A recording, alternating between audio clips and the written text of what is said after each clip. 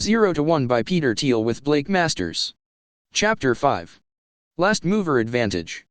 Escaping competition will give you a monopoly, but even a monopoly is only a great business if it can endure in the future.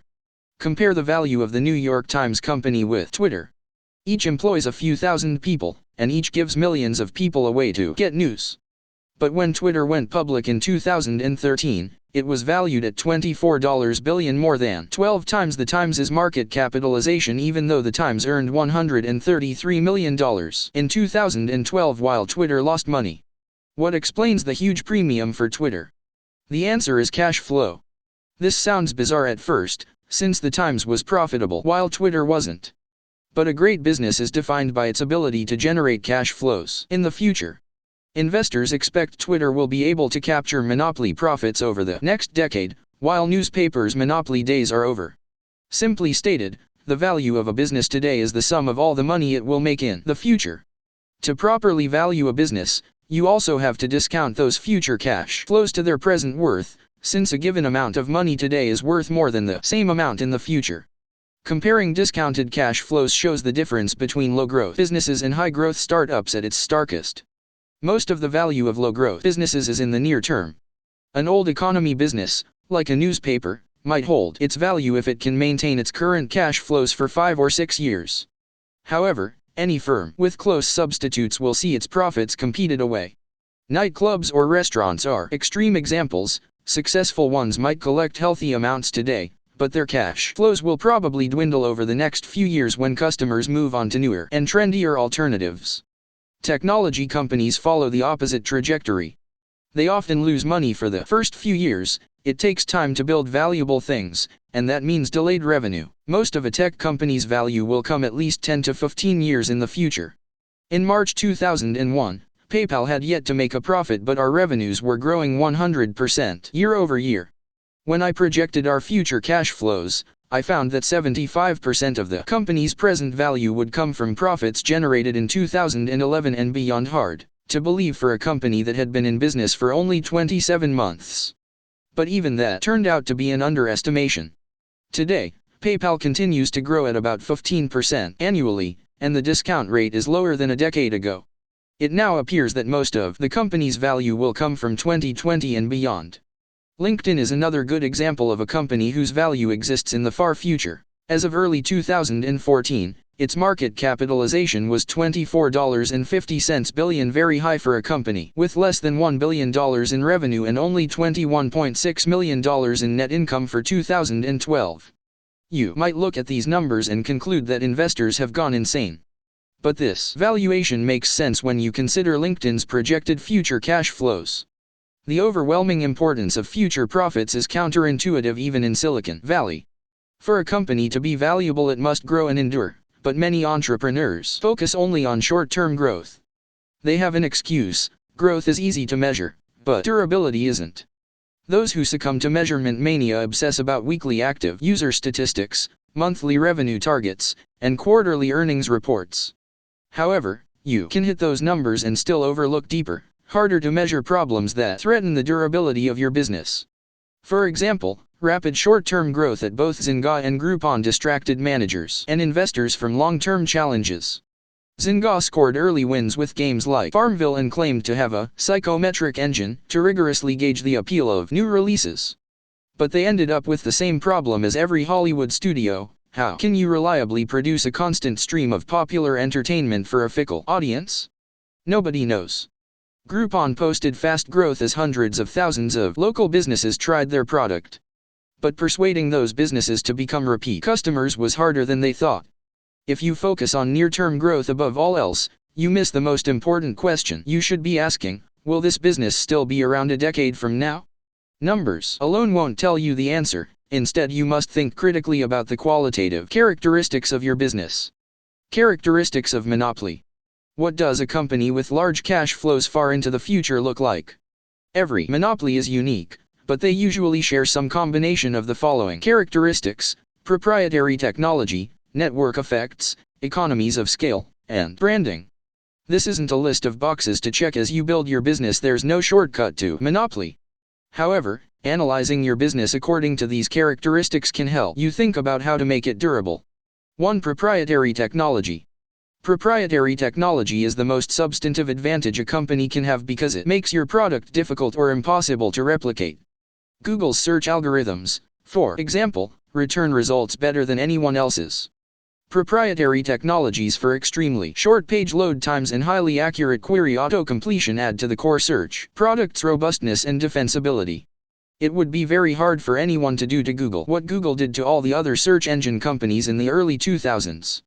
As a good rule of thumb, proprietary technology must be at least 10 times better than its closest substitute in some important dimension to lead to a real monopolistic advantage. Anything less than an order of magnitude better will probably be perceived as a marginal improvement and will be hard to sell, especially in an already crowded market. The clearest way to make a 10x improvement is to invent something completely new.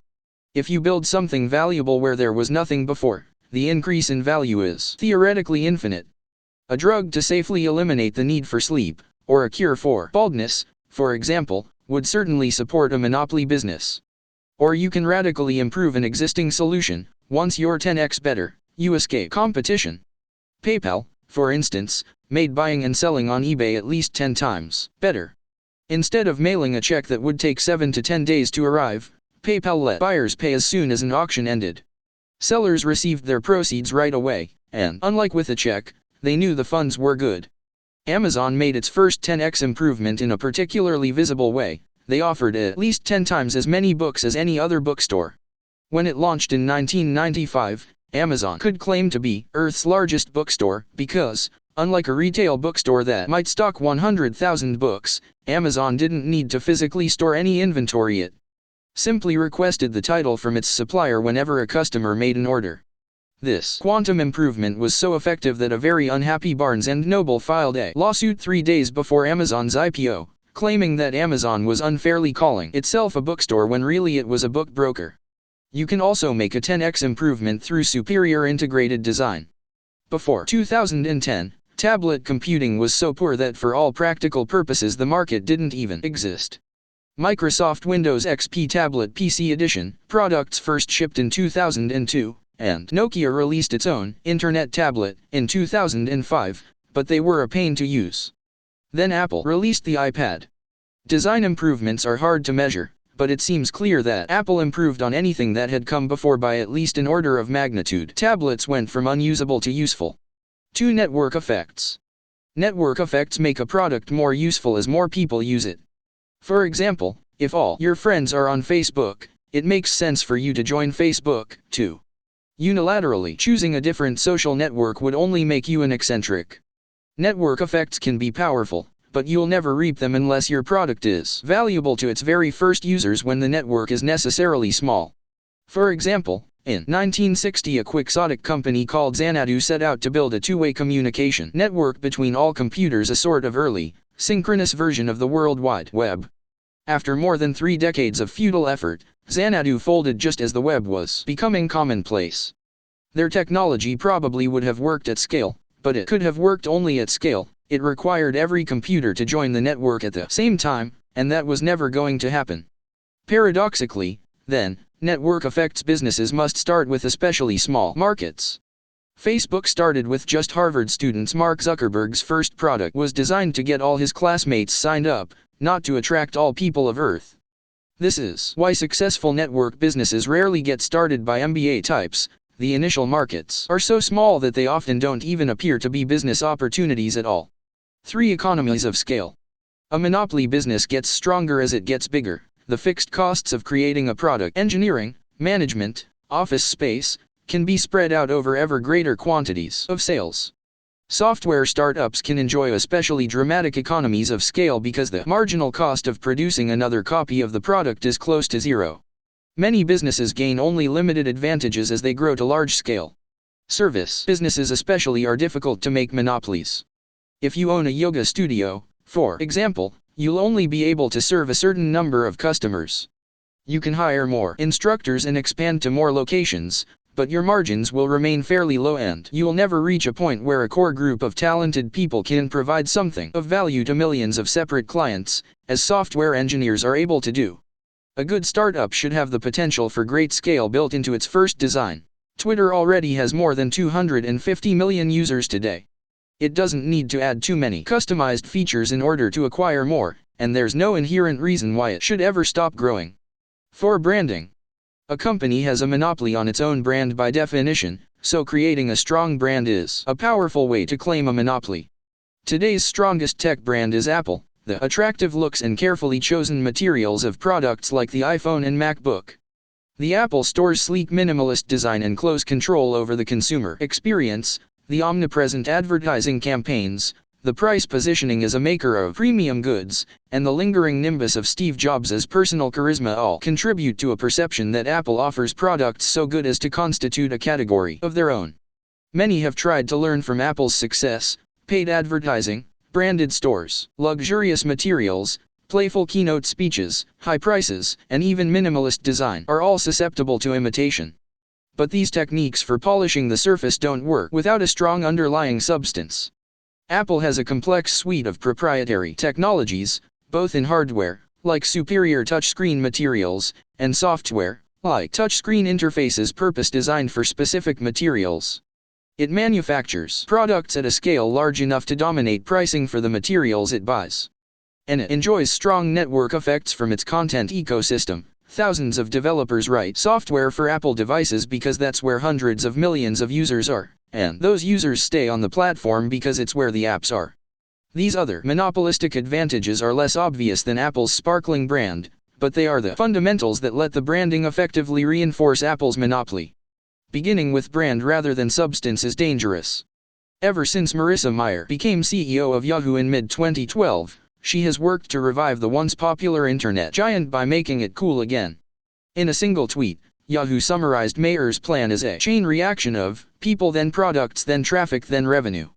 The people are supposed to come for the coolness. Yahoo demonstrated design awareness by overhauling its logo, it asserted youthful relevance by acquiring hot startups like Tumblr, and it has gained media attention for Mayer's own star power. But the big question is what products Yahoo will actually create. When Steve Jobs returned to Apple, he didn't just make Apple a cool place to work, he slashed product lines to focus on the handful of opportunities for 10x improvements. No technology company can be built on branding alone. Building a monopoly. Brand, scale, network effects, and technology in some combination define a monopoly, but to get them to work, you need to choose your market carefully and expand deliberately. Start small and monopolize. Every startup is small at the start. Every monopoly dominates a large share of its market. Therefore, every startup should start with a very small market. Always err on the side of starting too small. The reason is simple: it's easier to dominate a small market than a large one. If you think your initial market might be too big, it almost certainly is. Small doesn't mean non-existent. We made this mistake early on at PayPal. Our first product let people beam money to each other via Palm Pilots. It was interesting technology and no one else was doing it. However, the world's millions of Palm Pilot users weren't concentrated in a particular place, they had little in common, and they used their devices only episodically. Nobody needed our product, so we had no customers. With that lesson learned, we set our sights on eBay auctions, where we found our first success. In late 1999, eBay had a few thousand high-volume power sellers, and after only 3 months of dedicated effort, we were serving 25% of them. It was much easier to reach a few thousand people who really needed our product than to try to compete for the attention of millions of scattered individuals. The perfect target market for a startup is a small group of particular people concentrated together and served by few or no competitors. Any big market is a bad choice, and a big market already served by competing companies is even worse. This is why it's always a red flag when entrepreneurs talk about getting 1% of a $100 billion market. In practice, a large market will either lack a good starting point or it will be open to competition, so it's hard to ever reach that 1%. And even if you do succeed in gaining a small foothold, you'll have to be satisfied with keeping the lights on. Cutthroat competition means your profits will be zero. Scaling up. Once you create and dominate a niche market, then you should gradually expand into related and slightly broader markets. Amazon shows how it can be done. Jeff Bezos's founding vision was to dominate all of online retail, but he very deliberately started with books. There were millions of books to catalog, but they all had roughly the same shape. They were easy to ship, and some of the most rarely sold books, those least profitable for any retail store to keep in stock, also drew the most enthusiastic customers. Amazon became the dominant solution for anyone located far from a bookstore or seeking something unusual. Amazon then had two options: expand the number of people who read books, or expand to adjacent markets. They chose the latter, starting with the most similar markets: CDs, videos, and software. Amazon continued to add categories gradually until it had become the world's general store. The name itself brilliantly encapsulated the company's scaling strategy. The biodiversity of the Amazon rainforest reflected Amazon's first goal of cataloging every book in the world, and now it stands for every kind of thing in the world, period. eBay also started by dominating small niche markets. When it launched its auction marketplace in 1995, it didn't need the whole world to adopt it at once. The product worked well for intense interest groups, like Beanie Baby obsessives. Once it monopolized the Beanie Baby trade, eBay didn't jump straight to listing sports cars or industrial surplus. It continued to cater to small-time hobbyists until it became the most reliable marketplace for people trading online, no matter what the item. Sometimes there are hidden obstacles to scaling, a lesson that eBay has learned in recent years. Like all marketplaces, the auction marketplace lent itself to natural monopoly because buyers go where the sellers are and vice versa. But eBay found that the auction model works best for individually distinctive products like coins and stamps. It works less well for commodity products. People don't want to bid on pencils or Kleenex, so it's more convenient just to buy them from Amazon. eBay is still a valuable monopoly, it's just smaller than people in 2004 expected it to be. Sequencing markets correctly is underrated, and it takes discipline to expand gradually. The most successful companies make the core progression to first dominate a specific niche and then scale to adjacent markets a part of their founding narrative. Don't disrupt. Silicon Valley has become obsessed with disruption. Originally, disruption was a term of art to describe how a firm can use new technology to introduce a low-end product at low prices, improve the product over time, and eventually overtake even the premium products offered by incumbent companies using older technology. This is roughly what happened when the advent of PCs disrupted the market for mainframe computers. At first PCs seemed irrelevant, then they became dominant. Today mobile devices may be doing the same thing to PCs. However, disruption has recently transmogrified into a self-congratulatory buzzword for anything posing as trendy and new. This seemingly trivial fad matters because it distorts an entrepreneur's self-understanding in an inherently competitive way. The concept was coined to describe threats to incumbent companies, so startups' obsession with disruption means they see themselves through older firms' eyes. If you think of yourself as an insurgent battling dark forces, it's easy to become unduly fixated on the obstacles in your path. But if you truly want to make something new, the act of creation is far more important than the old industries that might not like what you create. Indeed, if your company can be summed up by its opposition to already existing firms, it can't be completely new, and it's probably not going to become a monopoly. Disruption also attracts attention. Disruptors are people who look for trouble and find it. Disruptive kids get sent to the principal's office. Disruptive companies often pick fights they can't win. Think of Napster. The name itself meant trouble. What kinds of things can one nap? Music, kids, and perhaps not much else. Sean Fanning and Sean Parker, Napster's then teenage founders, credibly threatened to disrupt the powerful music recording industry in 1999. The next year, they made the cover of Time magazine. A year and a half after that, they ended up in bankruptcy court. PayPal could be seen as disruptive, but we didn't try to directly challenge any large competitor. It's true that we took some business away from Visa when we popularized internet payments. You might use PayPal to buy something online instead of using your Visa card to buy it in a store. But since we expanded the market for payments overall, we gave Visa far more business than we took. The overall dynamic was net positive, unlike Napster's negative sum struggle with the US recording industry. As you craft a plan to expand to adjacent markets, don't disrupt, avoid competition as much as possible. The last will be first. You've probably heard about first mover advantage. If you're the first entrant into a market, you can capture significant market share while competitors scramble to get started. But moving first is a tactic, not a goal. What really matters is generating cash flows in the future, so being the first mover doesn't do you any good if someone else comes along and unseats you. It's much better to be the last mover, that is, to make the last great development in a specific market and enjoy years or even decades of monopoly profits.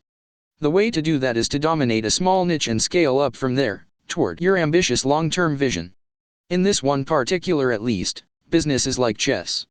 Grandmaster José Raúl Capablanca put it well: to succeed, you must study the endgame before everything else.